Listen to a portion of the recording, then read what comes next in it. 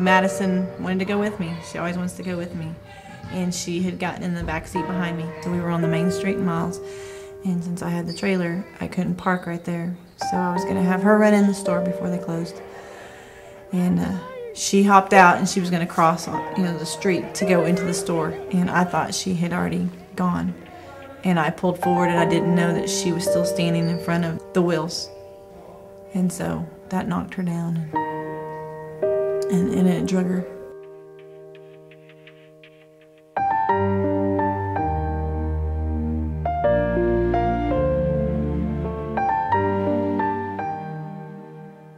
Madison Wilson was, I guess she's been a healthy girl. I don't see her very often in the office. She's always a joy when she comes in, brightens up the nurse's day, happy, cheerful girl. And one day she was standing behind the right wheel well of her parents' trailer, and her mother couldn't see her because the wheel well was blocking the vision, and began backing up. And the trailer knocked Madison down, and fortunately the wheel caught between her legs, and instead of rolling over her, just pushed her along the road.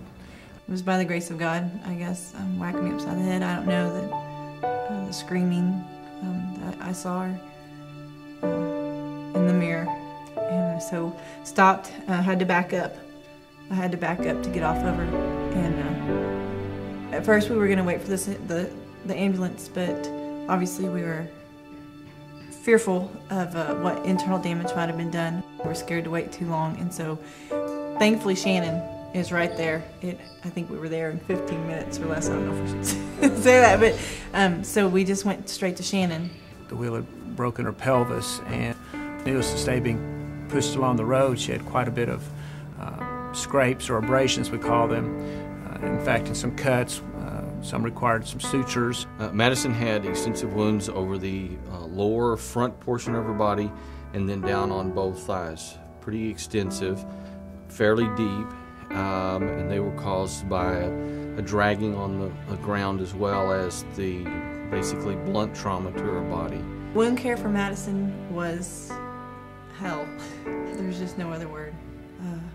They would put her on as much morphine as possible to try to help with the pain, but we just had to hold her down, and she screamed through the entire thing. They had to debride it. It was like a second-degree burn is what it was classified as, and so they just had to debride all of that and try to keep it from getting infected or anything like that. We have various forms of debriding. In Madison's case, we used some Duoderm.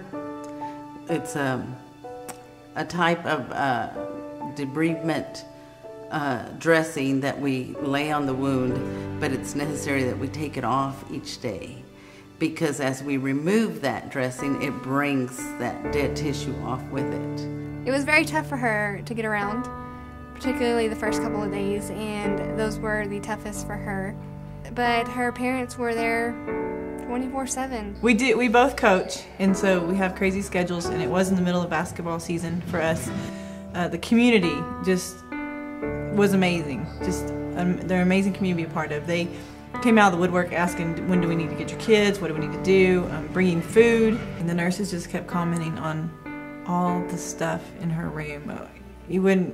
I think we ended up with 20 stuffed animals at least, and just all ages. Her kids from her grade, high school kids, teachers, the administration, everyone would come in, and I think that really started lifting her spirits. And then just to have the availability of watching a movie. They had all these movies to choose from, so she could pick a movie, or they had the gaming thing, and I think that was good for her too, because she would sit with her brother and sister when they'd get there after school, and they'd play a game or something like that.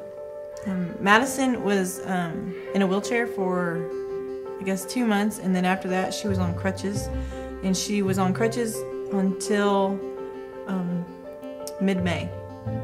She was released from crutches mid-May because she got to participate in the field day at school. To watch Madison get to participate in field day, because I think she'd been released just 2 days before, or just right before, was obviously very emotional, because As a parent, we knew what a close call it was and what a miracle it was that she was able to run and jump. Well, I'll just say Children's Miracle Network is great for San Angelo because kids can stay in San Angelo. They don't have to travel off. If we had to travel off with Madison, it would have been really bad. I wouldn't have been able to stay with them, and being there in San Angelo, I could stay the night, still come to work, things like that. It means a lot to me because, like Bo had said, we wouldn't have been able to stay here, especially with her being a trauma patient. I don't know how much more care she would have needed in the wound care we had, and she had to have special ointment for the wounds and things like that. And to be able to stay in San Angelo, I think, is the one thing that really helped keep us going.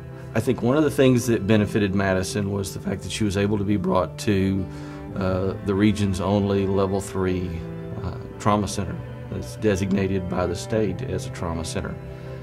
I think also she benefited by things that the Children's Miracle Network provides not only to the hospital, but to the region, to the regional EMS services, regional hospitals, and then also to the nurses and the different services in trauma that take care of patients here at Shannon. So it's a multidisciplinary process that Children's Miracle Network has seen able to help over the years.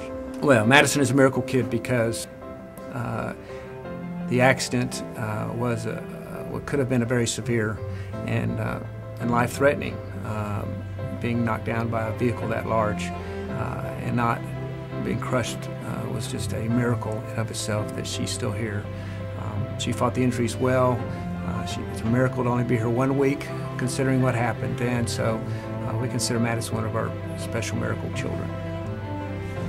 Please support the Children's Miracle Network and help a miracle kid like me.